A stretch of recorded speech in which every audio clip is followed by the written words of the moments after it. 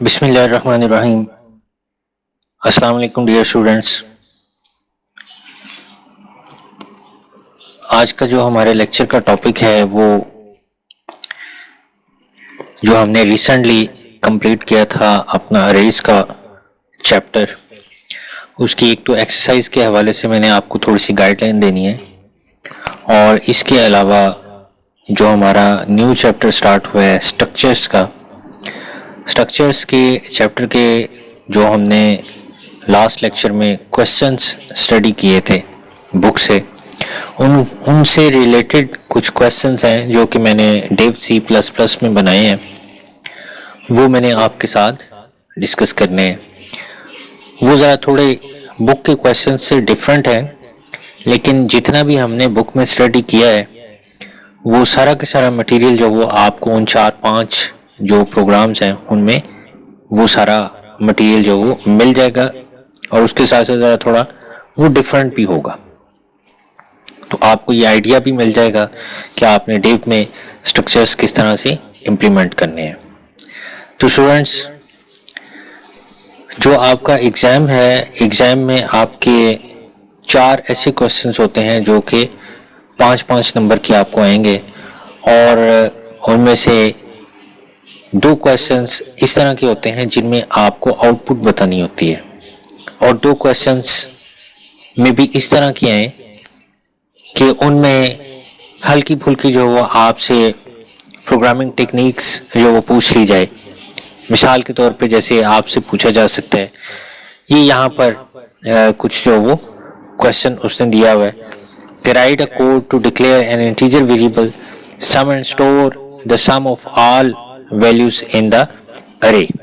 तो उसने ये 1-2 लाइनों का बस थोड़ा सा कोड जो है वो आपसे पूछा है कि आप जो वो एक इंटीजर सम के नाम का वेरिएबल जो वो डिक्लेयर करें, और अरे के अंदर जो आपके एलिमेंट्स हैं उन तमाम के तमाम एलिमेंट्स को अगर आप सम करना चाहते हैं तो उसका कोड लिखते हैं। तो इस तरह के जो छोटे छोटे जो वो हिंट्स के तौर पर जो आपसे पूछे जाते हैं, उनमें कंप्लीट जो वो प्रोग्राम आपने नहीं लिखना होता, आपने बस उसको जो क्वेश्चंस में बताया गया है वो जो वो लिखना होता है। तो ये 4-4, 5-5 लाइनों के जो छोटे छोटे हिंट्स हैं वो आपसे क्वेश्चन में पूछे जा सकते हैं।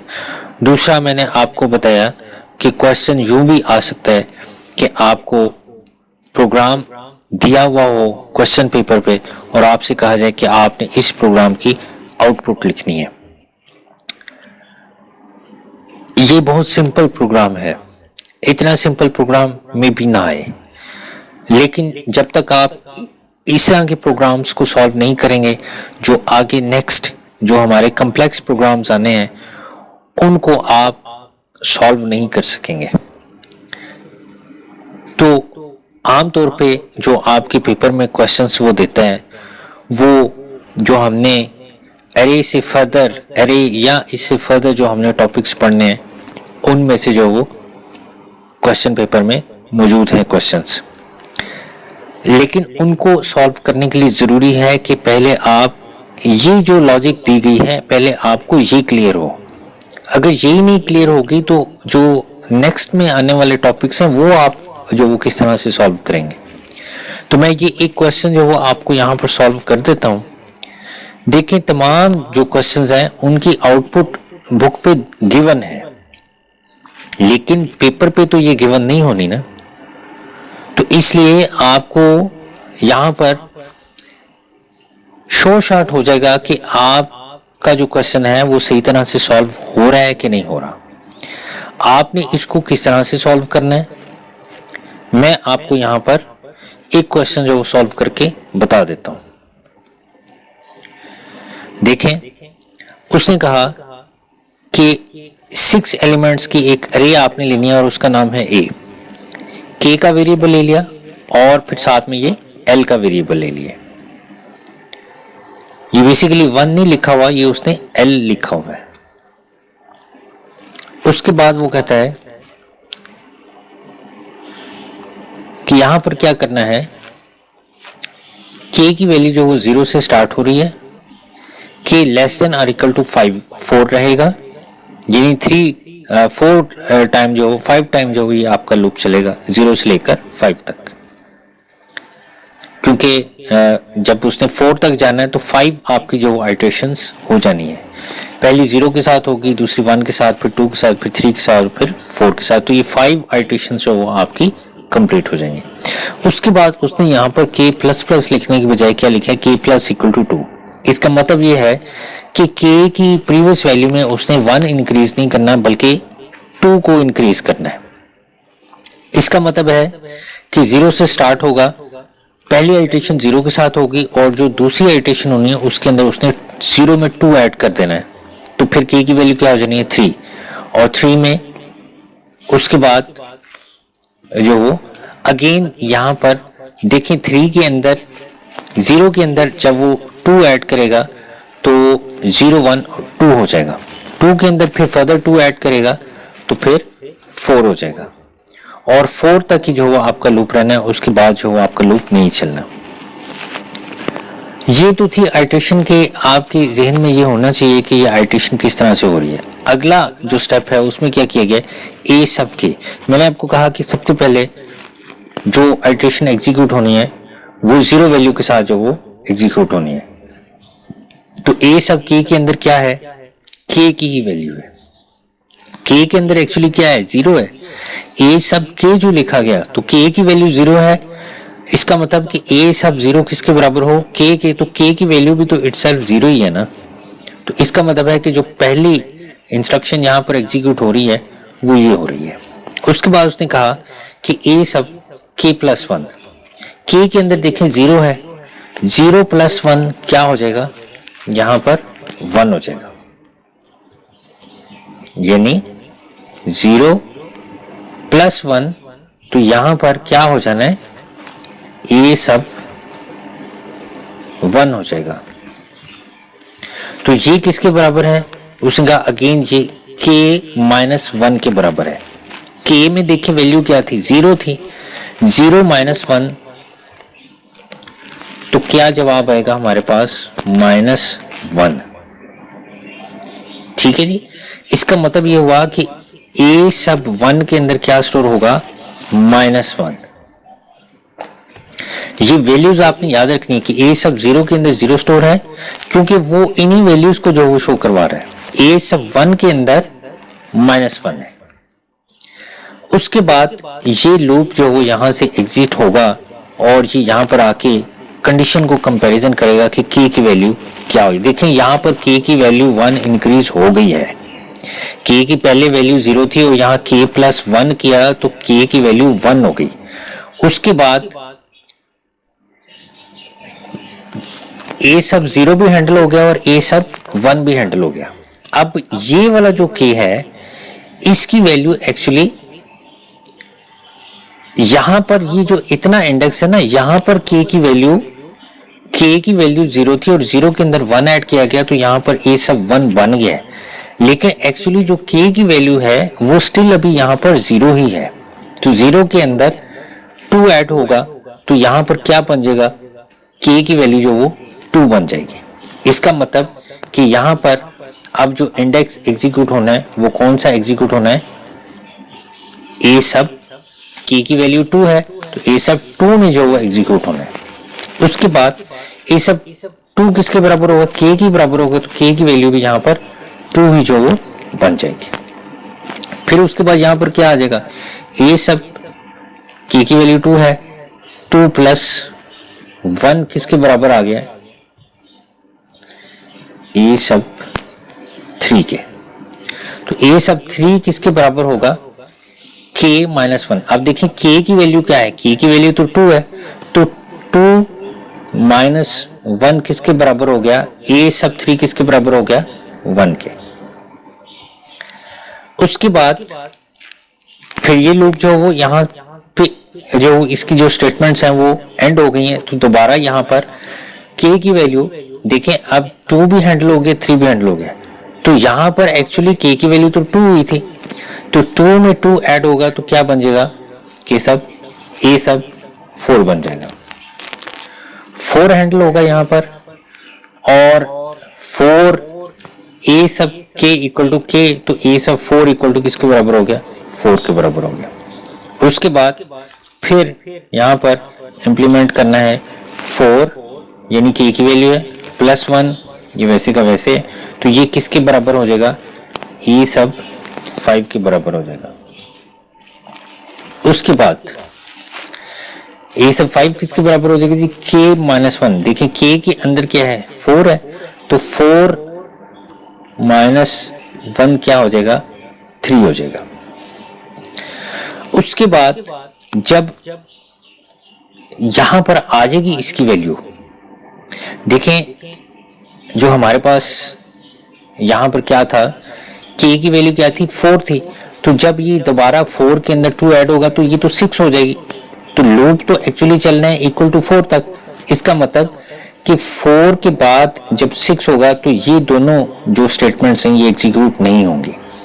इसका मतलब ये हो गया कि a सब 0 में 0 स्टोर हुआ, a सब 1 के अंदर -1 स्टोर हुआ, a सब 2 के अंदर 2 स्टोर हुआ, a सब 3 के अंदर 1 स्टोर हुआ, a सब 4 के अंदर 4 स्टोर हुआ और a सब 5 के अंदर 3 स्टोर हुआ।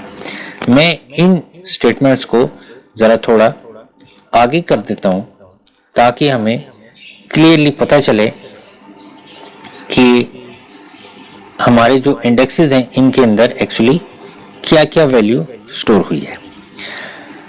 तो स्टूडेंट्स, ये आपने प्योरली अपनी कॉपी पे जो हो इसको सॉल्व करना है।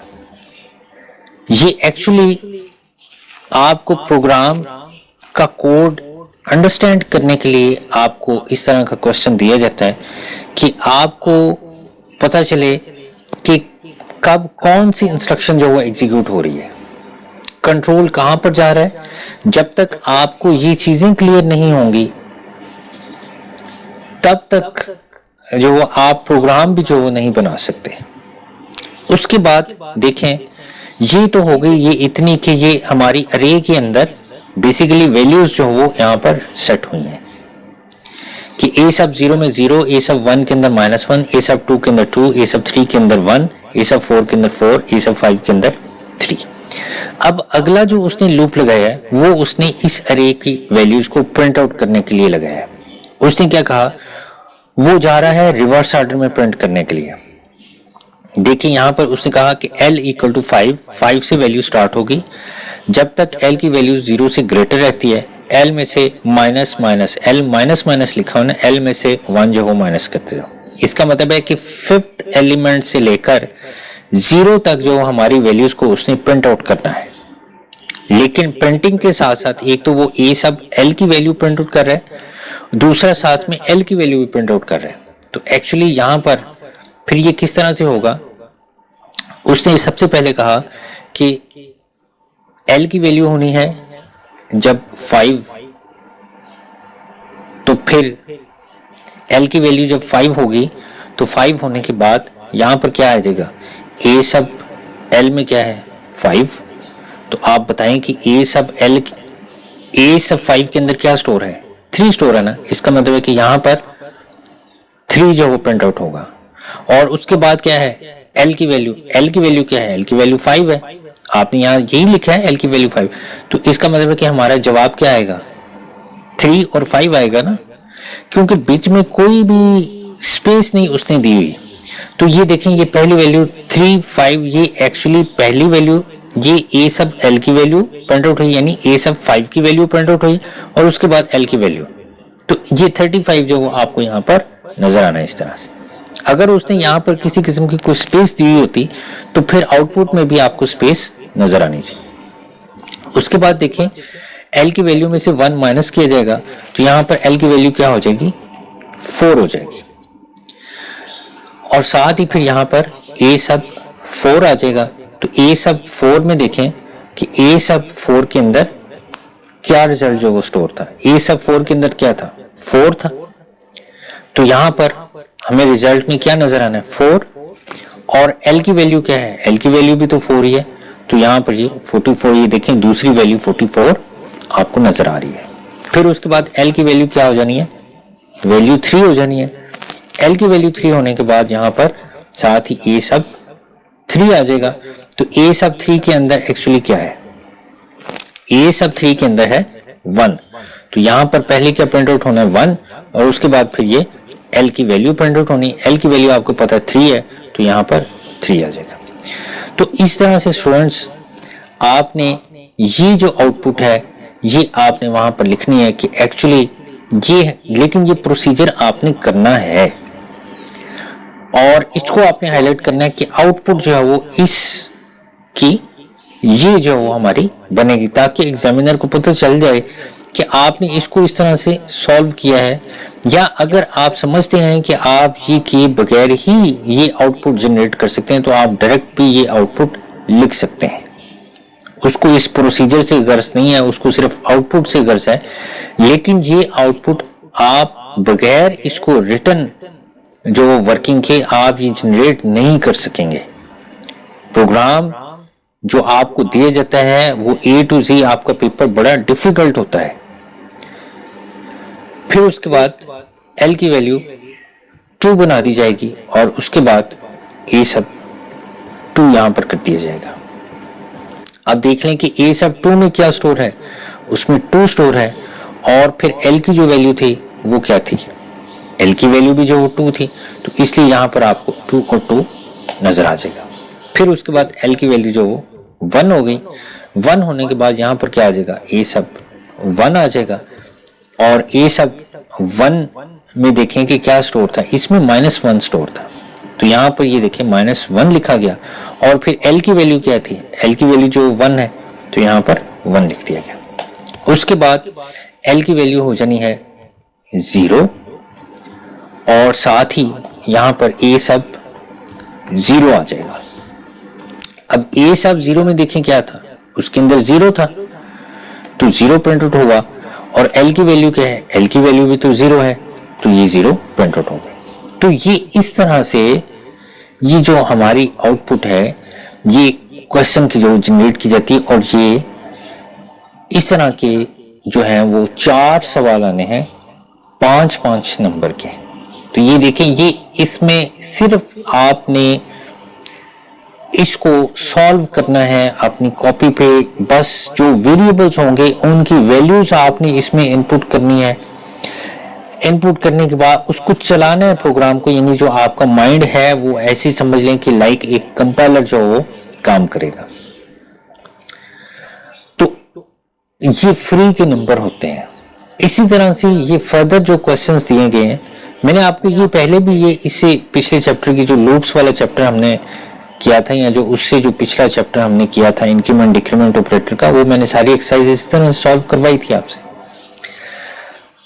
तो इसी तरह से ये नेक्स्ट क्वेश्चन है।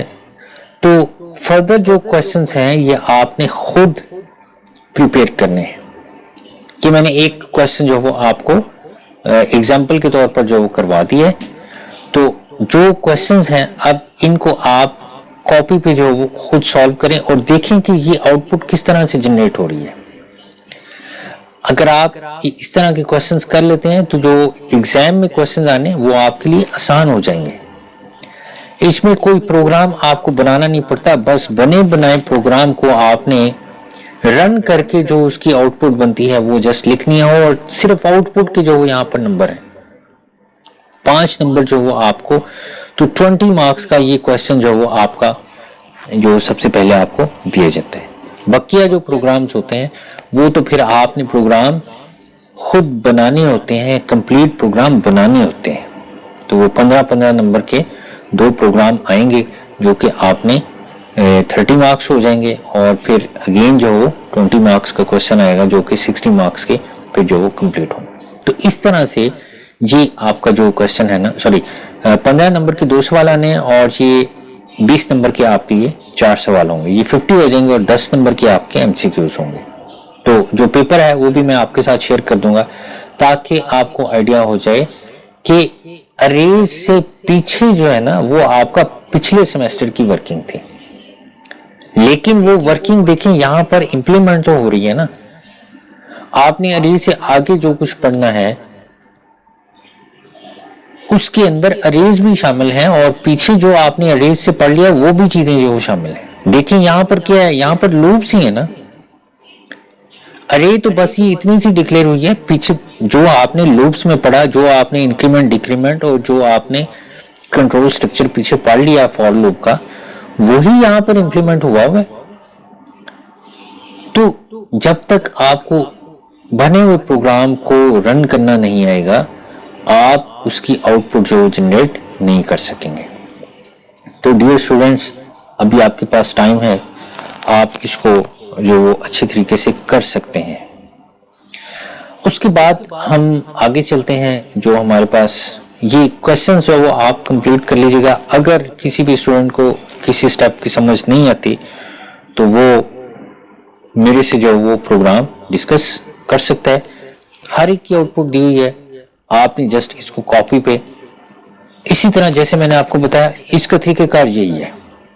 वैल्यूज जो वो आप पुटअप करें, इसको रन करके देखें कि कब कब क्या क्या वैल्यू आती है, और फिर पहले जो अरे के अंदर जो वो वैल्यूज स्टोर हो रही हैं और उसके बाद जो फिर वो इम्प्लीमेंट वो उसकी आउटपुट को प्रिंट आउट कर रहे हैं। तो ये ज़्यादा जो क्वेश्चंस नहीं है, ये बड़ी हद है, 10-15 जो वो सवाल हैं।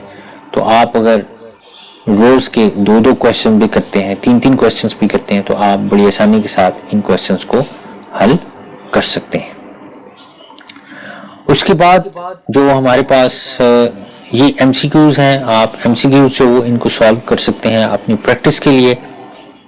उनके आंसर्स भी जो यहाँ पर दिए हुए हैं, आपको एमसीक्यूज भी जो वो उसके अंदर आ सकते हैं। आपको ट्रू फॉल्स भी आते हैं, ठीक है, फिल इन द ब्लैंक्स नहीं आती, लेकिन ट्रू फॉल्स भी आ जाते हैं। तो उसके बाद फिर ये जो हमारे पास चैप्टर नंबर 8 है, वो जो हमने प्रीवियस लेक्चर में स्टार्ट किया था। उसके बाद स्टूडेंट्स, ये मेरे पास एक प्रोग्राम है, अरेज के हवाले से ये प्रोग्राम है। मैंने आपको बताया था कि हमने आज जो हमारा टास्क है वो कुछ प्रैक्टिकल वर्किंग जो वो करने के लिए, तो मैंने यहाँ पर 4-5 प्रोग्राम्स बनाए हुए हैं जो मैंने आपके साथ डिस्कस करने हैं। ये एक अरेज का क्वेश्चन है, ये भी मैं आपके साथ जो डिस्कस करना चाहता हूँ। बेसिकली मैंने आपको ये असाइनमेंट देनी थी, लेकिन फिर मैंने सोचा कि ये मैं आपको खुद ही ब्रीफ कर देता हूँ कि ये प्रोग्राम किस तरह से बनाया गया है। एक्चुअली इस प्रोग्राम का जो थीम है वो ये है कि आपने रोल नंबर जो वो एंटर करना है, जीरोथ लोकेशन पे आपसे पूछी जाएगी, और फिर उसके बाद 0th-1 लोकेशन पे आपने इंग्लिश के मार्क्स एंटर करने हैं, फिर उर्दू के करने हैं और फिर मैथ के करने हैं। और प्रोग्राम क्या करेगा कि वो जो हर स्टूडेंट के वो जो मार्क्स हैं उनका टोटल जो जनरेट करके तो आपको डिस्प्ले करेगा। तो ये हमारा प्रोग्राम था।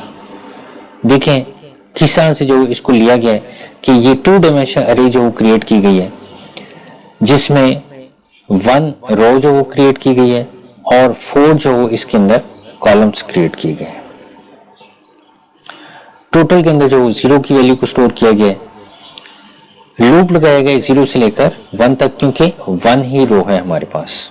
लेकिन एक्चुअली हमने यहाँ पर करना क्या है कि हम यहाँ पर करना चाह रहे हैं जो मार्क्स हमने इनपुट करने हैं ना, वो हम जो वो यहाँ पर एंटर करना चाह रहे हैं। तो यहाँ पर देखें कि हमने मार्क्स जो उसके इनपुट किए हैं 0 C = 0 to <4 तक जो वो हमने अपना कॉलम वाला जो लूप है वो चलाया है। और सबसे पहले आपसे जो वैल्यू ली जाएगी वो आपसे रोल नंबर की वैल्यू ली जाएगी। तो देखें ब्रैकेट के अंदर, इन्वर्टेड कॉमर्स के अंदर ये ब्रैकेट्स लिखी गई हैं, पहले R की वैल्यू और फिर C की वैल्यू। तो पहले R की वैल्यू 0 होनी है और C की वैल्यू भी 0 होनी है। फिर उसके बाद R की वैल्यू तो 0 ही रहेगी, C की वैल्यू 1 हो जाएगी, फिर 0 रहेगी, फिर C की वैल्यू 2 हो जाएगी, फिर 0 रहेगी, फिर C की वैल्यू 3 हो जाएगी। तो देखें ये हमने मैसेज इसीलिए उसको पास किया था कि 0th लोकेशन पे क्या एंटर करना है। जब 0 होगा तो आपने क्या एंटर करना है, आपने रोल नंबर को जो वो इनपुट करना है। उसके बाद फिर जो वो आपने रोल मार्क्स सब ये, तो हमने ये उसको मैसेज जो वो पहले इसीलिए पास किया है क्योंकि हमने 0th लोकेशन पे रोल नंबर की वैल्यू लिखनी है और 0-1 लोकेशन पे हमने मार्क्स लिखने हैं। इसलिए अगर आपको याद हो तो हमने यहाँ इन्वर्टेड कॉमर्स के अंदर पिछले प्रोग्राम्स में तो हम यूजर को कोई ना कोई मैसेज देते थे कि एंटर दिस, लेकिन अब लूप के अंदर जो हो मैंने इस तरह का कोई मैसेज पास नहीं किया, मैंने ये पहले मैसेज जो वो यूजर को दे दिया है और उसके बाद लूप के अंदर मैंने फिर सिर्फ इंडेक्सेस जो यहाँ पर दिए गए पहले इंफॉर्मेशन के तौर पर, सिर्फ उन इंडेक्सेस को जो यहाँ पर प्रिंट आउट किया है। तो सबसे पहले यहाँ पर जो आपको सी आउट में प्रिंट आउट मिलना है वो 0 जो वो मिलना है। तो फिर ये चूंकि मैसेज पहले जा चुका होगा तो हमें पता होगा कि 0 लोकेशन पे हमने जो वैल्यू देनी है वो रोल नंबर की वैल्यू देनी है। तो ऑटोमेटिकली मेरे पास यहाँ पर ये जो रोल नंबर की जो रोल मार्क्स की जो अरे है इसके अंदर जो 0 लोकेशन होगी वहां पर हमें क्या मिलेगा, रोल नंबर मिलेगा। और उसके बाद फिर दोबारा यहाँ पर 0 1 आ जाएगा।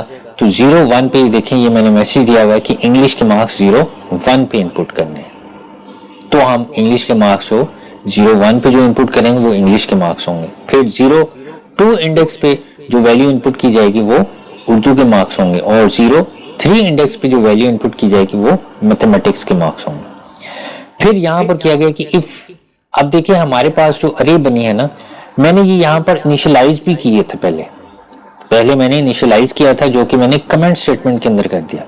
क्योंकि अगर तो आपने इनिशियलाइज करना है तो फिर आपने ये पोर्शन नहीं लिखना, अगर आप ये पोर्शन लिखना चाहते हैं फिर आप इनिशियलाइज नहीं करेंगे, ठीक है। क्योंकि यहाँ पर भी देखें कि इंटीजर रोल मार्क्स की अरे जो ली गई, यहाँ भी इंट रोल मार्क्स की अरे ली गई। तो आपने ये दोनों लाइनों को 2 बार नहीं लिखना, आपने बस 1 टाइम जो लिखना है। यहाँ तो इसको जो वो आप जो वो कमेंट स्टेटमेंट में करते हैं, अगर आप इसको एग्जीक्यूट करना चाहते हैं ये सारा ही जो वो फिर कमेंट स्टेटमेंट के अंदर आ जाएगा क्योंकि हमने इनिशियलाइज कर दिया, हमने इनपुट नहीं करनी।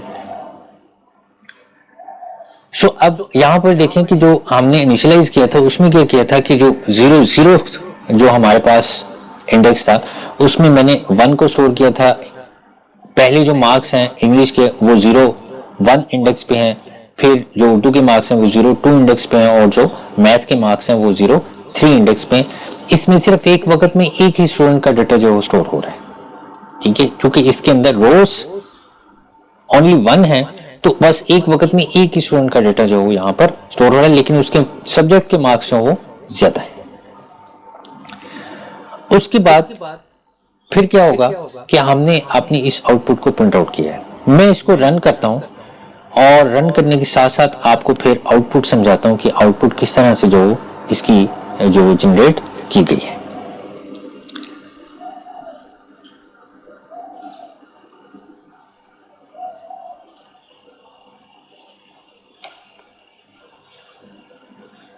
ये देखें स्टूडेंट्स, ये वो मैसेज है जो कि मैंने ये यहां पर लिखा हुआ था कि enter roll number at 0 location then English at 01।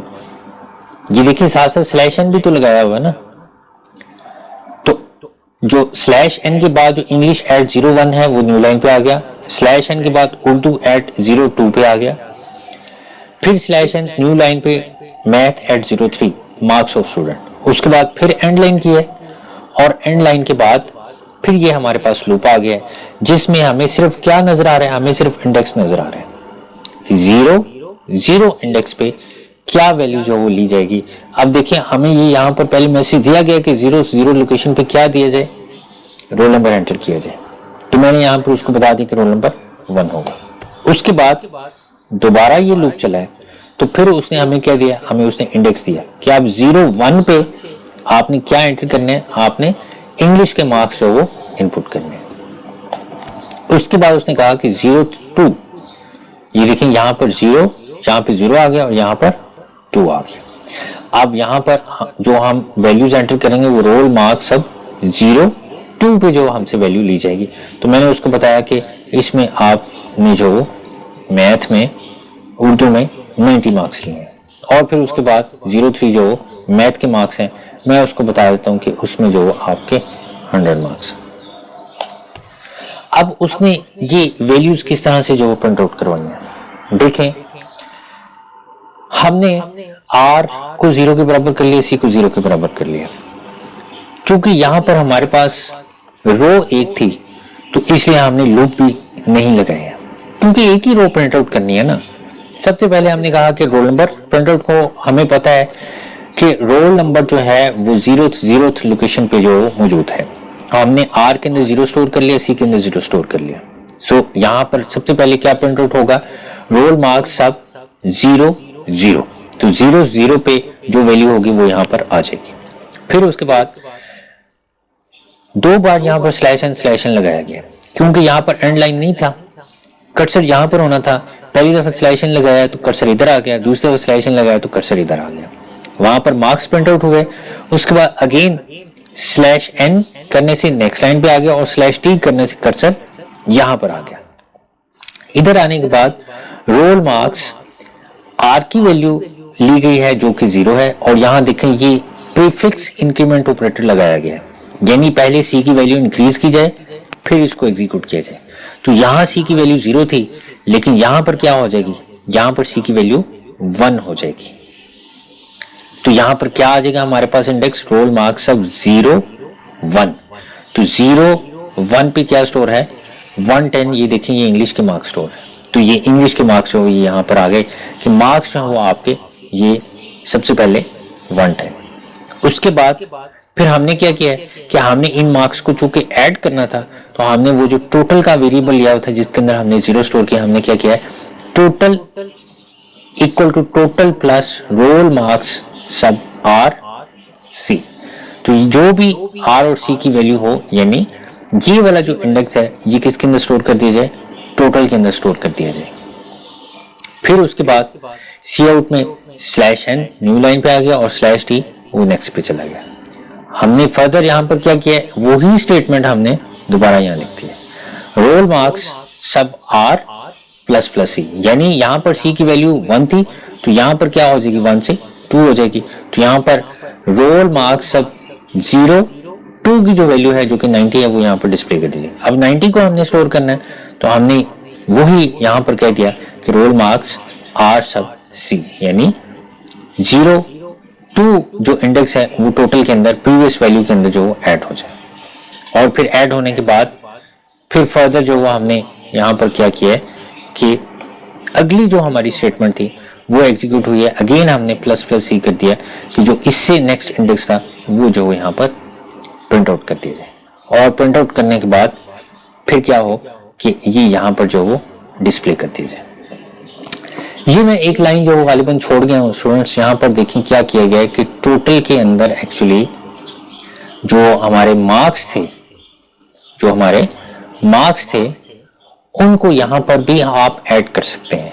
आप एक तो यहाँ पर भी ऐड कर सकते हैं, दूसरा आप यहाँ भी ऐड कर सकते हैं। तो अगर आप यहाँ पर ये देखें, ये मैंने दोनों जो स्टेटमेंट्स यहाँ पर जो लिखी हैं, अगर आप यहाँ पर लिख लेते हैं तो फिर यहाँ पर नहीं लिखना, और अगर आप यहाँ पर लिख लेते हैं तो फिर यहाँ पर लिखने की जरूरत नहीं है।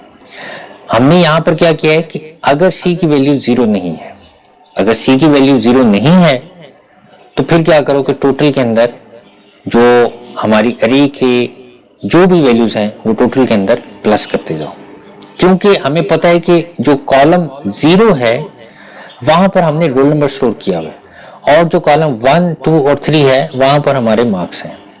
तो आप अगर आपको ये बार बार लाइन जो लिखना मुश्किल लगती है तो आप ये तीनों लाइनें यहां से कट करते हैं, आप इसको यहीं पर लिखा रहने दें, तो फिर भी हमारा जो टोटल है वो जो वो एग्जीक्यूट होगा, वो फिर हमारी इनपुट करते ही जो वो टोटल कर दिया जाएगा।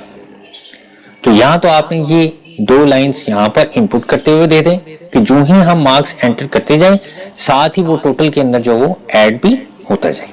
देखें पहली दफा सी की वैल्यू 1 थी तो उसने कहा कि if c is not equal to 0, ठीक है, यहाँ पर ये सी की वैल्यू 0 है तो सी इज नॉट इक्वल टू 0 तो ये एग्जीक्यूट होनी। तो ये पहली तो जो वो ये लाइन जो ये 1 जो टोटल के अंदर ऐड नहीं होगा।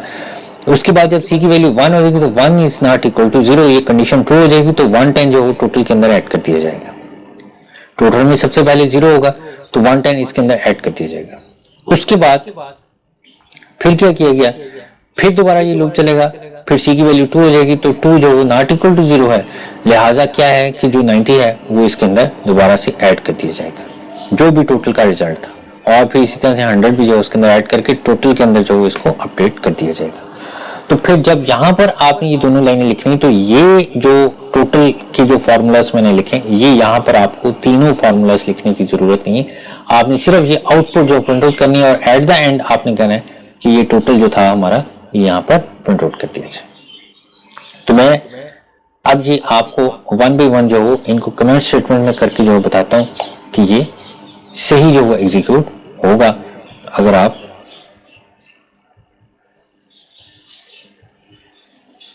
ये देखिए,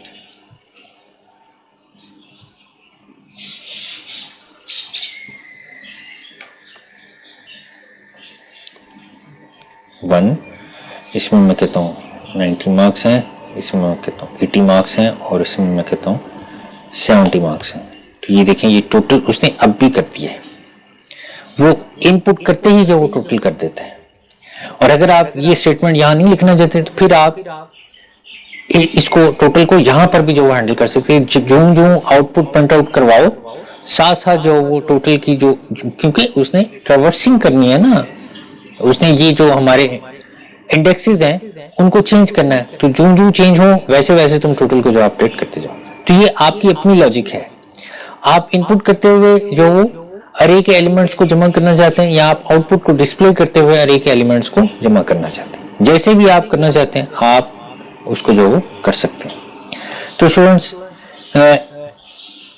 आप इस प्रोग्राम को अपनी लॉजिक से जो बना सकते हैं। मैं ये कोड आपके साथ शेयर कर लूँगा और आप इसको मज़ीद अगर अच्छा जो इस कोड को फर्दर अगर आप इसको एफिशिएंट करना चाहते हैं तो वो आप इसको जो कर सकते हैं।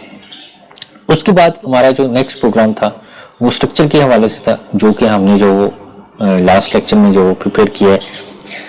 तो इसमें देखें, ये हमने एक स्टूडेंट का स्ट्रक्चर जो है यहाँ पर क्रिएट किया है स्ट्रक्ट स्टूडेंट के नाम से। मैंने आपको बताया था कि जो स्ट्रक्ट है ये कीवर्ड है, इसकी मदद से हम स्ट्रक्चर जो डिजाइन करते हैं। और स्ट्रक्चर और अरेज के अंदर मैंने आपको डिफरेंस बताया था कि जो अरेज होती हैं वो सेम डाटा टाइप की होती हैं, जबकि जो स्ट्रक्चर्स होते हैं वो डिफरेंट डाटा टाइप्स के होते हैं।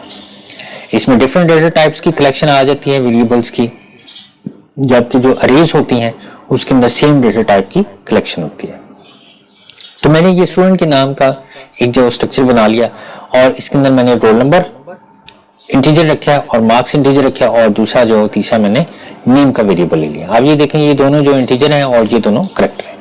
आपने स्ट्रक्चर जब भी डिफाइन करना है आपने ये मेन से पहले डिफाइन करना है और हेडर फाइल्स के बाद डिफाइन करना है।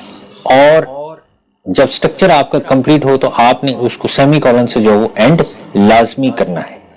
अगर आप यहाँ सेमीकोलन नहीं लगाएंगे तो एरर जनरेट किया जाएगा। उसके बाद हमने क्या किया है, हमने स्ट्रक्चर जो डिक्लेयर कर लिया और अब नेक्स्ट जो हमारी वर्किंग है वो ये थी कि हमने आपने इस स्ट्रक्चर को डिफाइन करना है, स्ट्रक्चर की वेरिएबल्स को डिफाइन करना है। तो देखें क्या तरीकेकार मैंने आपको बताया था, मैंने आपको कहा था कि स्ट्रक्चर का नाम लिखना है, ये देखें ये नाम लिखा हुआ है और फिर स्ट्रक्चर टाइप के जो वेरिएबल्स हैं वो आपने यहाँ पर डिक्लेयर कर लेने हैं। मैंने एक S1 के नाम का वेरिएबल डिफाइन किया, यानी एक तो हमारे पास S1 का ऑब्जेक्ट होगा, दूसरा S2 का होगा और तीसरा S3 का होगा। S1 को मैंने इनिशियलाइज कर लिया जी। आपको यहाँ पता चल गया कि इनिशियलाइजेशन किस तरह की जाती है। कर्ली ब्रैकेट्स के अंदर जो आप इसको इनिशियलाइज करते हैं। देखें रोल नंबर आपने इस तरतीब के साथ डेटा देना है जिस तरतीब के साथ आपने यहाँ पर वेरिएबल्स के नाम लिखे हुए हैं।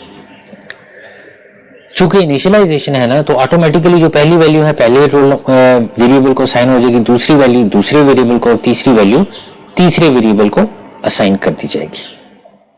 तो जो S1 का ऑब्जेक्ट है उसमें तो वैल्यूज इनिशियलाइज हो गई। आपको यहाँ पता चल गया कि इनिशियलाइजेशन स्ट्रक्चर की किस तरह से करनी है। दूसरा जो S2 था, मैंने आपको दूसरा तरीकेकार बताया था कि आप इंडिविजुअली आपने अगर स्ट्रक्चर के वेरिएबल्स को एक्सेस करना चाहते हैं तो किस तरह से करेंगे कि जो आपने स्ट्रक्चर टाइप का वेरिएबल डिफाइन किया हुआ है उसके थ्रू जो आप इसको जो एक्सेस करेंगे। तो आप किस तरह से हमने एक्सेस किया, S2 डॉट का जो ऑपरेटर है वो मैंने आपको बताया था कि ये स्ट्रक्चर के वेरिएबल्स को एक्सेस करने के लिए इस्तेमाल किया जाता है। S2 डॉट सबसे पहले मैंने लिखा है रोल नंबर। अब यहाँ पर आप अगर तरतीब चेंज करना चाहें तो आप तरतीब चेंज कर सकते हैं। यहाँ पर कोई फर्क नहीं पड़ता। मिसाल के तौर पे अगर आप कहते हैं कि आपने जो नेम है उसको पहले लिखना है, मार्क्स को पहले लिखना है या रोल नंबर को बाद में लिखना है, आप यहाँ कर सकते हैं, क्योंकि हम डायरेक्ट अपने वेरिएबल्स को यहाँ एक्सेस कर रहे हैं। यहाँ पर वेरिएबल्स को एक्सेस नहीं कर रहे थे, हम डायरेक्ट उनमें वैल्यूज जो वो स्टोर कर रहे थे, जिस सीक्वेंस के साथ हम वैल्यूज देते हैं इनिशियलाइजेशन में, उसी सीक्वेंस के साथ वो यहाँ पर जाके इन वेरिएबल्स के अंदर वैल्यूज स्टोर कर देते हैं। उसके बाद जब हमने s2 डॉट रोल नंबर लिखा तो ये रोल नंबर को एक्सेस किया गया, s2 डॉट मार्क्स लिखा तो मार्क्स को एक्सेस किया गया। अब यहाँ पर ये क्या यूज किया गया है, ये फंक्शन मैंने पहले भी जो आपको बताया था कि strcpy, ये स्ट्रिंग कॉपी का फंक्शन है। जब आपने एक स्ट्रिंग को यानी नंबर ऑफ कैरेक्टर्स को किसी वेरिएबल के अंदर स्टोर करना होता है तो हम इसको असाइनमेंट नहीं कर सकते। हम इस तरह से नहीं कर सकते कि s2 dot name equal to Arsalan, ये गलत होगा। कंपाइलर यहां पर एरर देगा, वो आपको कहेगा कि ये इस तरह से जो असाइनमेंट है ना, जो हमारी ये जो नेम की हमने जो बेसिकली यहां पर ये जो अरे है, ये एक तरह की अरे है, ये 30 कैरेक्टर्स की अरे है जिसके अंदर ये जो हमारा नेम है ये स्टोर हो रहा है। हमने अभी भी ये अरे का क्वेश्चन पढ़ा है, ये जो 2 डायमेंशनल अरे जो वो हमने यहाँ पर डिफाइन किया है, ये हमने इंटीजर की जो वो अरे डिफाइन की थी। तो बेसिकली एक्चुअली ये क्या है, ये कैरेक्टर्स की अरे है। तो जितने भी ये जो स्ट्रिंग्स हैं वो सारे सारे कैरेक्टर टाइप अरे के अंदर ही जो स्टोर होते हैं। तो ये जो स्ट्रिंग की असाइनमेंट है वो हम इस तरह से नहीं कर सकते, हमें ये फंक्शन इस्तेमाल करना पड़ता है। और ये फंक्शन किसके अंदर है, ये जो फंक्शन है ये string dot h header file है हमारे पास, जिसके अंदर स्ट्रिंग के फंक्शंस इस्तेमाल हुए हैं, उनके अंदर ये फंक्शन मौजूद है। तो इस नेम को हमने इस वेरिएबल के अंदर, इसका तरीकाकार ये होता है कि पहले आपने वेरिएबल का नाम लिखना है, कॉमा के बाद आपने वो वैल्यू देनी है जो कि आप इसको असाइन करना चाहते हैं। ठीक है, तो ये जो है ये इस्तेमाल नहीं हो सकता, इज नॉट यूज्ड डायरेक्टली। तो मैंने ये हिंट जो आपको लिख दिया कि ये जो हम डायरेक्टली इस्तेमाल नहीं कर सकते, लिहाजा हमें स्ट्रिंग असाइनमेंट के लिए ये strcpy का फंक्शन यूज करना पड़ा। इनिशियलाइजेशन आप डायरेक्ट कर सकते हैं, इनिशियलाइजेशन जो वो हो जाती है, लेकिन असाइनमेंट जो है वो स्ट्रिंग की जो वो नहीं होती, उसके लिए हमें strcpy को यूज करना पड़ता है। अब ये देखें, ये पहले ऑब्जेक्ट में मैंने इनिशियलाइजेशन कर दी। दूसरा जो हमारे पास जो तरीकाकार था कि आपने असाइनमेंट किस तरह से करनी है, ये दूसरे ऑब्जेक्ट में मैंने असाइनमेंट कर दी। और जो तीसरा जो हमने जो तरीकाकार पढ़ा था वो ये था कि आपने सी इन को किस तरह से यूज करना है, तो वो मैंने सी आउट और सी इन के अंदर जो थर्ड ऑब्जेक्ट था उसको मैंने यहाँ पर कॉल कर लिया कि enter roll number marks and name of the student. पहले मैंने s3 डॉट रोल नंबर लिखा है, फिर s3 डॉट मार्क्स लिखा और फिर s3 डॉट नेम लिखे। तो पहले रोल नंबर हमसे मांगा जाएगा, फिर मार्क्स मांगे जाएंगे, फिर नेम मांगा जाएगा।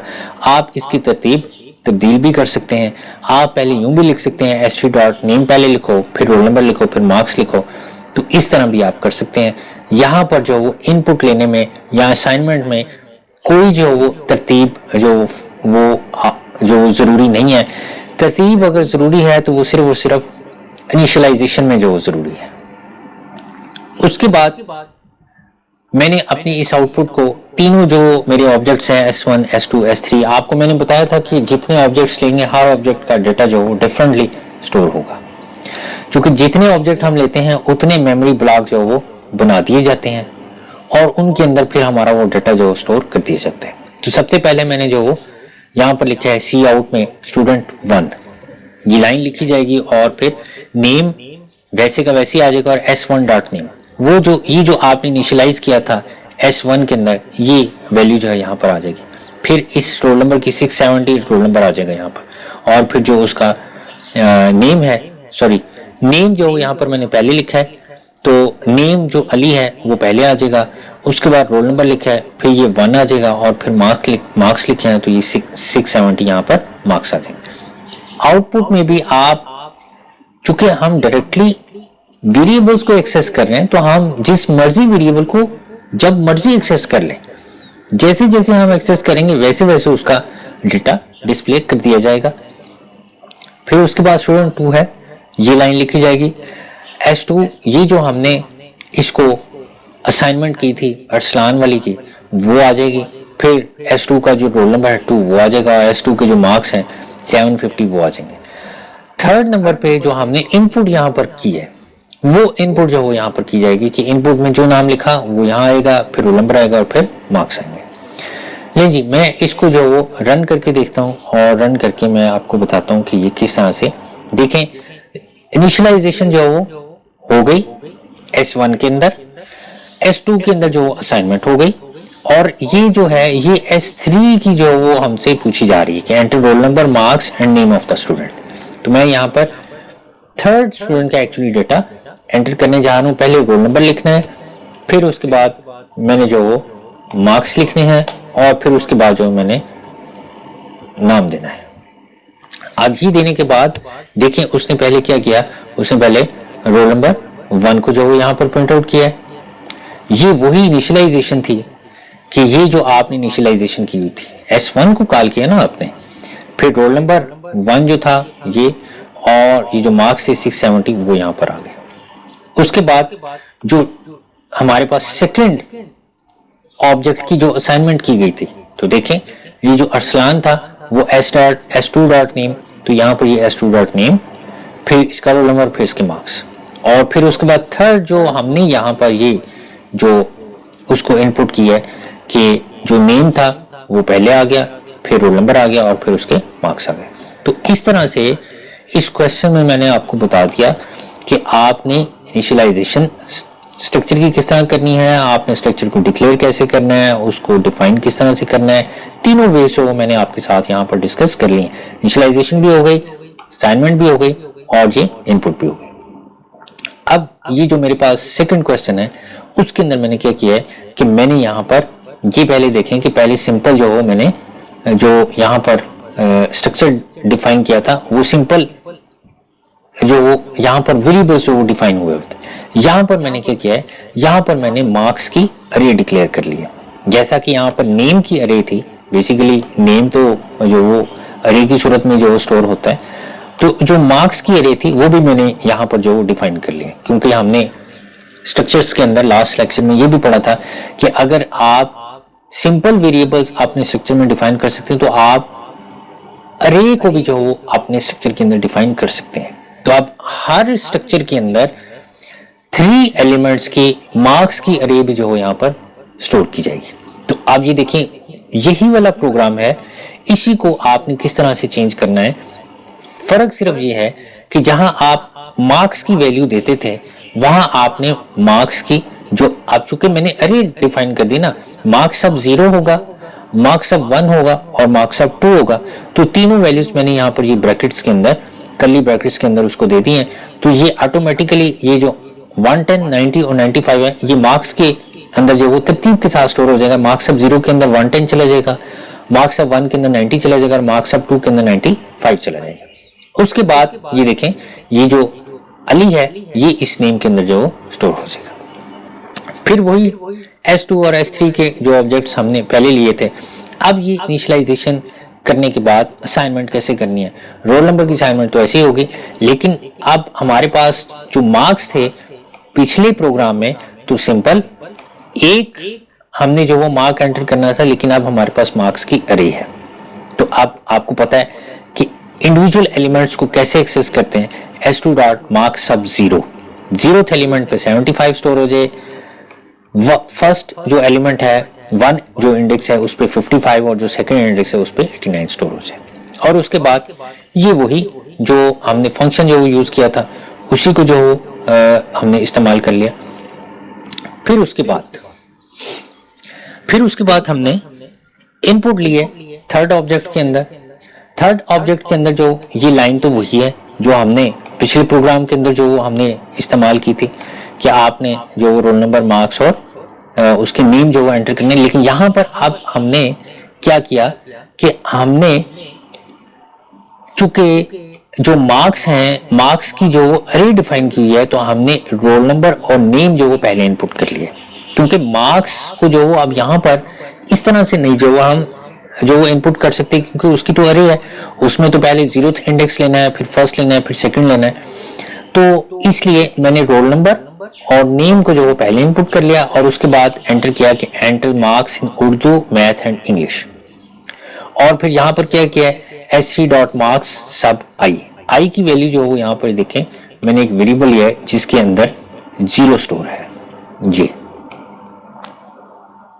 ये 0 स्टोर है, तो यहां पर सबसे पहले क्या आ जाएगा, मार्क्स सब 0 आ जाएगा। उससे अगली लाइन में मैंने प्लस प्लस आई लिख लिया, यानी आई की वैल्यू 1 इंक्रीज की जाएगी, फिर ये लाइन एग्जीक्यूट की जाएगी, तो यहां पर क्या आ जाएगा, मार्क्स सब 1 आ जाएगा। और यहां पर जब आई की वैल्यू 1 हो गई तो फिर से मैंने प्लस प्लस आई लिखा, तो 1 से क्या हो जाएगी, आई की वैल्यू 2 हो जाएगी।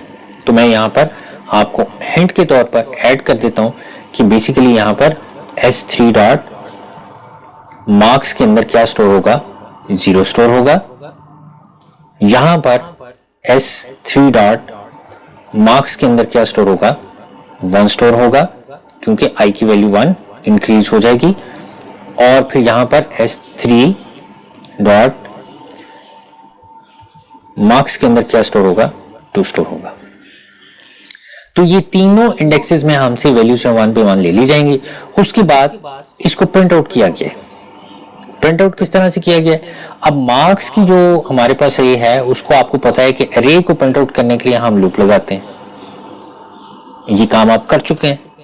तो देखिए नेम और रोल नंबर डिस्प्ले करने के बाद सिंपली क्या किया गया, यहाँ पर ये लाइन जो लिखी गई है कि उर्दू स्लैश ये टैब देने के लिए जो लिखा गया, और फिर नेक्स्ट लाइन पे जाके 3 टाइम जो वो टैब दिया गया, और टैब देने के बाद फिर ये जो आउटपुट है ये प्रिंट आउट हो कि पहले जो S1 डॉट मार्क्स सब 0 आ जाएगा, फिर टैब दीजिएगा S1 डॉट मार्क्स सब 1 आ जाएगा, फिर टैब दिया गया S1 डॉट मार्क्स सब 2 आ जाएगा, और फिर उसके बाद अगली लाइन पे कर्सर आ जाएगा, क्योंकि ये जो लूप है 0 से लेकर 3 टाइम जो चलना है, लेस देन 3 है तो 0 के साथ पहले एग्जीक्यूट होगा, फिर 1 के साथ, फिर 2 के साथ, और फिर उसके बाद अगली लाइन आ जाएगी।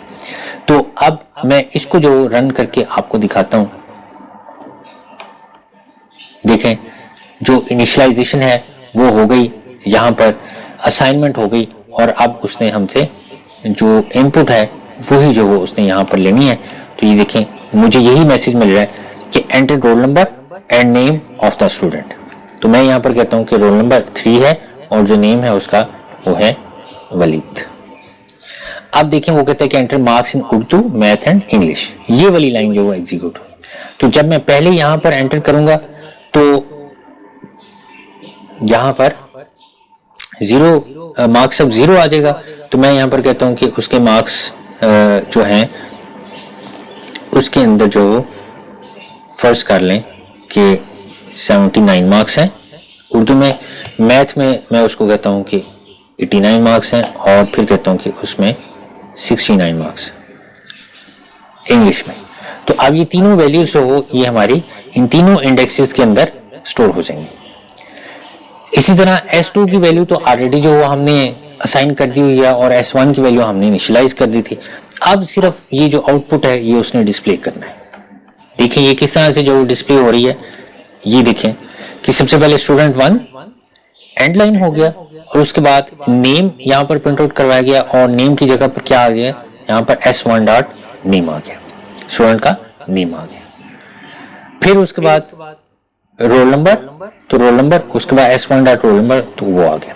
फिर मार्क्स ये वैसे के वैसे आ गए, उर्दू /T के बाद ये मार्क्स टैब दे के लिखे गए, फिर /T के बाद इंग्लिश ये आ गया। उसके बाद यहाँ पर ये /N है, तो ये न्यू लाइन आ गई है। यहाँ पर 3 टाइम /T लिखा गया, /T और /T।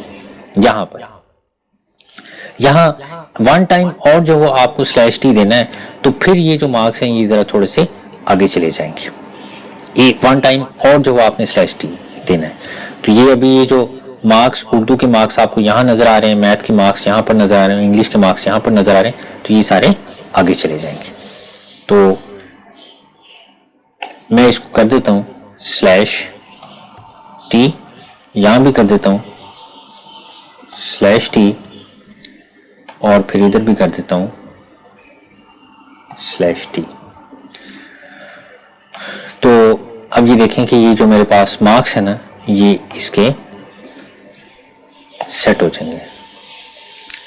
उसके बाद नेम लिखना है, उसके बाद मार्क्स जो लिखने हैं।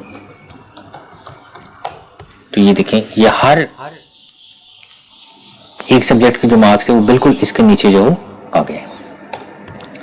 तो स्टूडेंट्स, ये जो वे आउट है, आप यहां पर अगर लूप लगाना चाहें तो आप लूप भी लगा सकते हैं। लॉजिक है ना, आपकी अपनी लॉजिक है, आप जैसे भी आप इस्तेमाल करना चाहिए कर सकते हैं। तो अगला जो प्रोग्राम था वो सेम प्रोग्राम है, लेकिन इसको किस तरह किया गया, इसको लूप के साथ किया गया। ये देखें, ये यानी यहां पर हमने क्या किया था कि हमने मैन्युअली यहां पर आई की वैल्यू इंक्रीज कर दी थी, लेकिन अब क्या किया है, अब ये हमने लूप लगा दिया है, तो आई की वैल्यू यहां पर आई प्लस प्लस कर दी है। बाकी वर्किंग वही है, सारे के सारा प्रोग्राम वही है। ठीक है, तो हम अपने एफिशिएंट कोड की तरफ जा रहे हैं वन बाय वन, कि ये इसमें ज्यादा वर्किंग हमें करनी पड़ी थी। देखिए, अगर आपके पास 10 एलिमेंट्स की यहां पर अरे होती तो आपको 10 टाइम जो है ये लाइन लिखनी पड़नी थी, प्लस प्लस आई प्लस प्लस आई प्लस प्लस आई प्लस प्लस आई। तो शॉर्ट वे क्या है कि आप लूप को लगाएं। आपको मैंने अरे के अंदर इनपुट लूप के थ्रू जो मैंने बताई थी, लेकिन ये भी एक तरीकाकार है। हो सकता है आपको इस तरह का कोई प्रोग्राम वो दे दे कि इसकी आउटपुट जनरेट करें, तो इसलिए मैंने आपको ये तरीकाकार बताया कि आपको पता हो कि यहां भी आई की वैल्यू 1 इंक्रीज हो रही है, यहां वैल्यू इंक्रीज हो रही है, लूप में भी जो ये इंक्रीज हो रही है। तो सेम प्रोग्राम है, बाकी सारा कुछ जो वो सेम है, कोई चेंज नहीं है। सिर्फ और सिर्फ ये यहाँ पर लूप की मदद से जो हो इस प्रोग्राम को किया गया, यूजिंग लूप। और उसके बाद फिर ये जो हमारे पास उससे नेक्स्ट जो हमारे पास प्रोग्राम है, उसको क्या किया गया कि उसमें हमने ये काम किया है कि हम यहां पर हमने क्या किया था कि हमने अपने स्ट्रक्चर के मैन्युअली जो 3 ऑब्जेक्ट्स क्रिएट किए थे, S1, S2, S3। तो देखिए, अगर हमने यहाँ पर 50 ऑब्जेक्ट क्रिएट करने हो तो क्या हम यहाँ पर S1, S2, S3, S4, S5 50 तक लिखेंगे? नहीं, फिर आप क्या कर सकते हैं, फिर आप इसकी अरे जो डिफाइन कर सकते हैं। तो अगला जो प्रोग्राम है वो यही है कि अगर आपने अपने स्ट्रक्चर की अरे डिफाइन करनी है तो वो किस तरह से करेंगे, ये भी मैंने लास्ट लेक्चर में आपके साथ डिस्कस कर लिया हुआ है, लेकिन ये बस आपको बनाकर दिखाना है कि आप जिस तरह से आपने स्ट्रक्चर के अंदर अरे डिफाइन कर सकते हैं, वैसे ही आप अपने इस स्ट्रक्चर की अरे भी डिफाइन कर सकते हैं। आप अगर 10 स्टूडेंट्स का डाटा एंट्री करना चाहिए, आप S सब 10 लिख रहे हैं तो 10 एलिमेंट्स 10 स्ट्रक्चर्स की जो 10 एलिमेंट्स की जो आपकी अरे बन जाएगी, जो कि स्टूडेंट टाइप की होगी। तो फिर आप उस अरे को किस तरह से जो वो हैंडल करेंगे, लूप की मदद से आप हैंडल करेंगे। देखिए, अरे तो होती ही लूप की मदद से जो वो हैंडल की जाती है, मैन्युअली तो जो वो इसको हैंडल करना बहुत मुश्किल होता है। मैंने आपको एग्जांपल दी कि जैसे यहाँ पर तो हमारे पास 3 ही एलिमेंट थे तो हमने मैन्युअली हैंडल कर लिया। अगर हमारे पास 10 एलिमेंट्स होते तो 10 टाइम जो वो लिखना पड़ना था।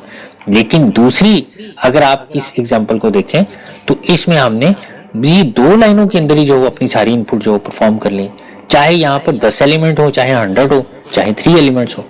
तो फिर ये जो हमने अपने स्ट्रक्चर की अरे डिफाइन की है, इसको हमने लूप की मदद से जो वो करना है। देखें, यहाँ पर S सब 0 आ जाएगा, यानी ये जो हमारे पास पहला ऑब्जेक्ट है उसकी जो उसका जो इंडेक्स होगा वो S सब 0 होगा, अगला इंडेक्स S सब 1 होगा, उससे अगला इंडेक्स S सब 2 होगा। तो किस तरह से जो फिर हम इसको जो वो हैंडल करेंगे कि I की वैल्यू 0 है, 3 एलिमेंट्स की हमने जो वो अरे डिफाइन किए तो लेस देन 3 तक जाएगा। फिर उसके बाद किस तरह से हमने किया, S सब I की जगह पर क्या आ जाएगा, पहली दफा I की वैल्यू 0 आ जाएगी तो S सब 0 डॉट रोल नंबर, यानी ये जो रोल नंबर की अरे है वो ये यहाँ पर जो हमने डिफाइन कर दी है। मैं इसमें थोड़ा सा बुक को भी जो वो आपको बुक का पेज भी जो आपके साथ जो डिस्कस करता हूँ कि जो बुक में हमने ये चीज़ें जो डिस्कस की थी वो गालिबन जो हमारे पास ये थी।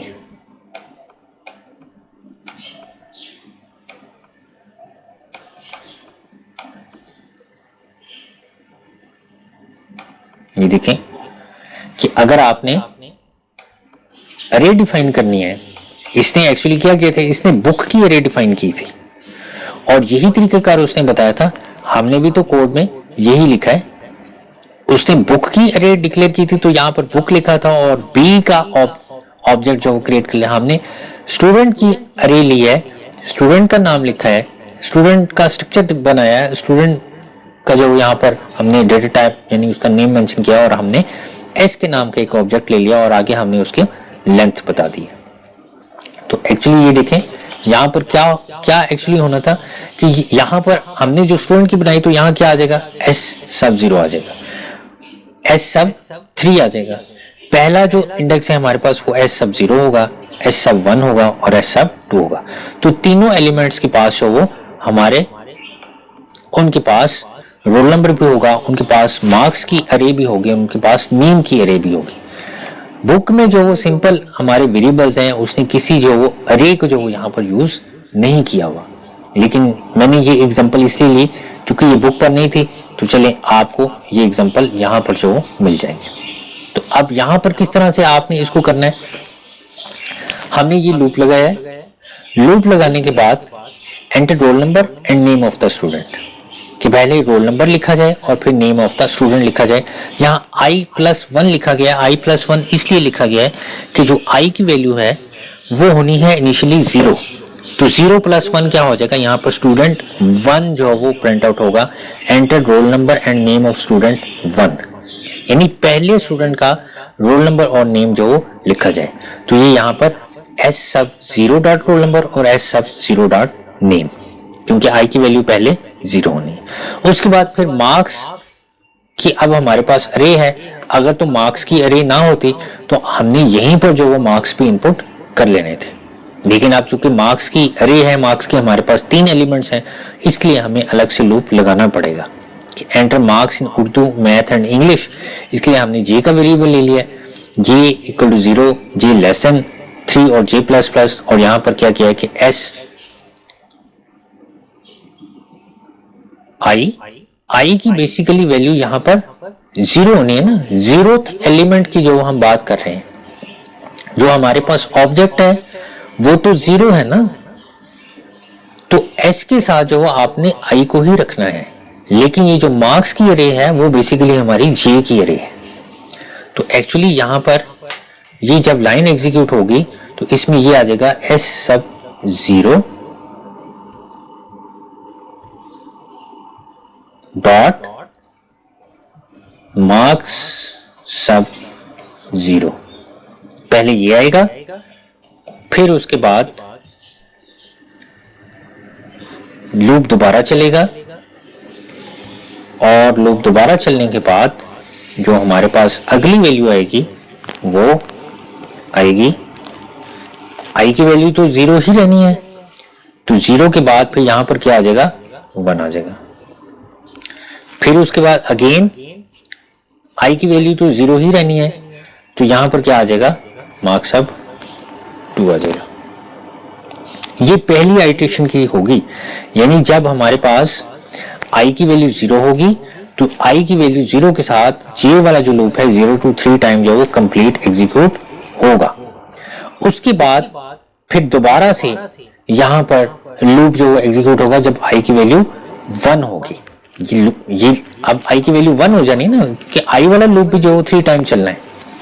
तो जब i की वैल्यू 1 होनी तो फिर ये यहां पर क्या आ जाएगा, s1 आ जाएगा, s1 dot roll number, s1 dot name, और फिर यहां पर s1 डॉट मार्क्स सब 0, s1 डॉट मार्क्स सब 1, s1 डॉट मार्क्स सब 2।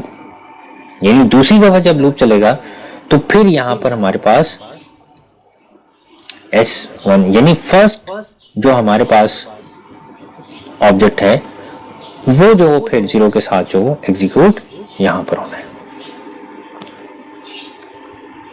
यहाँ पर 1 आ जाएगा और यहाँ पर भी 1 होगा, और उसके बाद फिर से यहाँ पर 2 होगा और यहाँ पर फिर 1 होगा।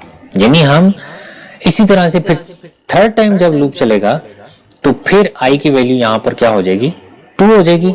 s2 डॉट रोल नंबर और s2 डॉट नेम, फिर उसके बाद s2 dot marks, s2 dot marks अब 0, s2 डॉट मार्क्स अब 1 और s2 डॉट मार्क्स अब 2।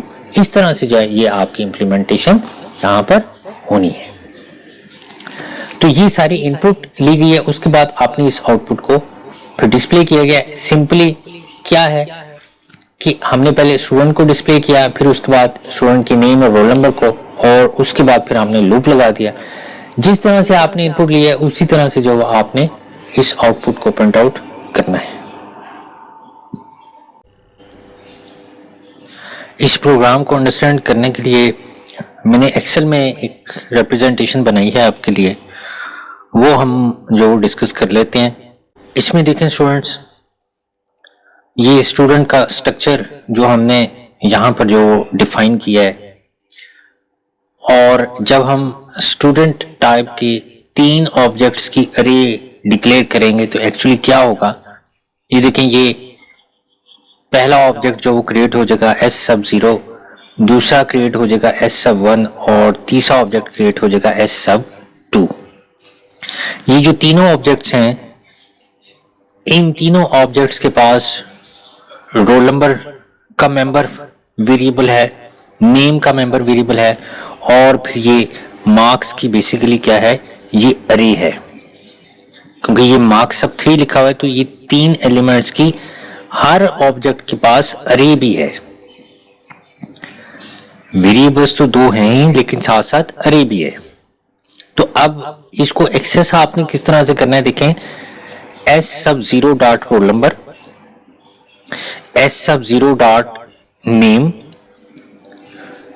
और फिर इसको किस तरह से हैंडल करेंगे, s सब 0 डॉट मार्क्स सब 0, फिर s सब 0 डॉट मार्क्स सब 1, s सब 0 डॉट मार्क्स सब 2। तो इसलिए ये जो 0 है ये बेसिकली क्या है, ये i वाले लूप की वैल्यू है, और ये जो j है जो मार्क्स की अरे है वो बेसिकली उसको हैंडल करने के लिए हमने j का लूप लगाया था कि j की वैल्यू 0 हो, 1 हो और फिर 2 हो जाए। तो इसलिए यहाँ पर ये जो मार्क्स ऑफ 0, मार्क्स ऑफ 1 और मार्क्स ऑफ 2 है, यहाँ पर क्या लिखा गया, मार्क्स ऑफ j, और ये जो 0 s सब 0 जो लिखा गया है यहाँ पर लिखा गया है s सब i, क्योंकि i की वैल्यू जो वो 0, जो यहाँ पर हमने आउटर लूप लगाया था ना i का, तो i की वैल्यू जो बेसिकली 0 से जो हमने इसको हैंडल की हुई है। तो 0 पहले होगी, फिर 1 होगी, फिर 2 होगी। तो इसलिए जो हमारे पास ऑब्जेक्ट है बेसिकली उसको हम जो वो i से जो वो कंट्रोल कर रहे हैं, जबकि मार्क्स की जो इंटरनल अरे है उसको हम j से कंट्रोल कर रहे हैं। तो इस तरह से ये जो सेकंड ऑब्जेक्ट इसका s1 क्रिएट होगा उसमें फिर i की वैल्यू जो वो 1 हो जाएगी। तो देखें यहाँ पर s सब 1 डॉट रोल नंबर आ जाएगा, s सब 1 डॉट नेम, s सब 1 डॉट मार्क्स सब 0, फिर मार्क्स सब 1 और मार्क्स सब 2। तो बेसिकली i की वैल्यू जो है वो हमारे ऑब्जेक्ट्स की अरे को हैंडल कर रही है, जबकि जो j की वैल्यू है वो हमारे स्ट्रक्चर के अंदर जो मार्क्स का वेरिएबल जो हमने मार्क्स की अरे डिफाइन की है उसको कंट्रोल कर रही है। इस तरह से ये जो थर्ड ऑब्जेक्ट हमारा क्रिएट होना है s2 का, उसको वो s2 डॉट रोल नंबर इस तरह से जो वो हैंडल होगा। तो तीनों ऑब्जेक्ट्स के पास रोल नंबर और नेम के साथ साथ मार्क्स की अरे है।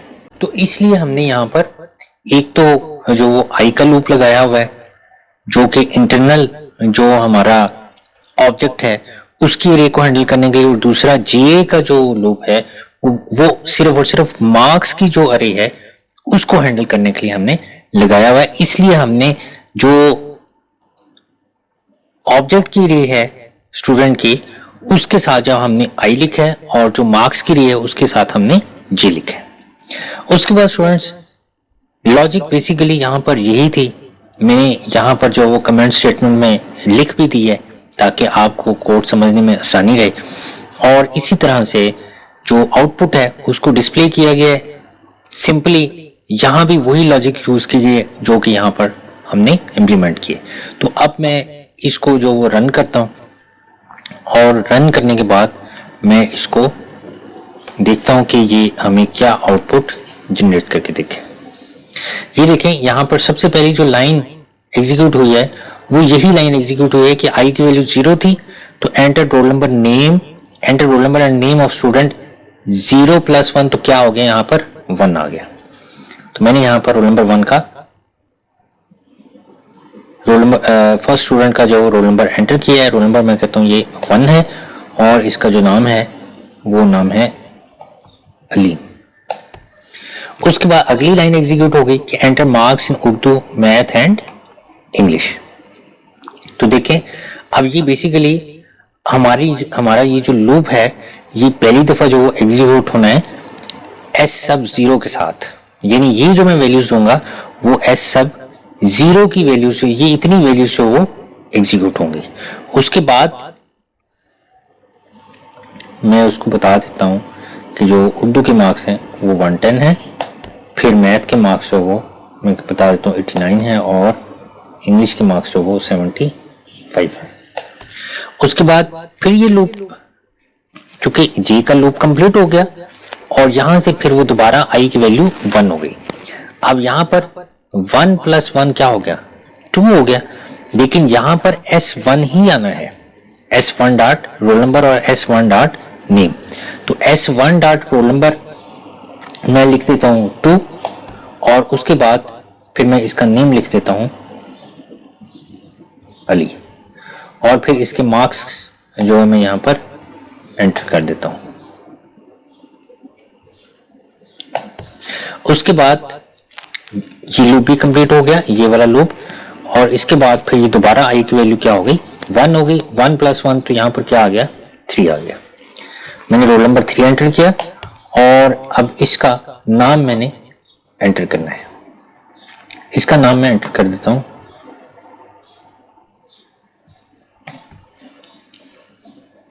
उसके बाद फिर इसके मार्क्स वो इनपुट करूंगा मैं।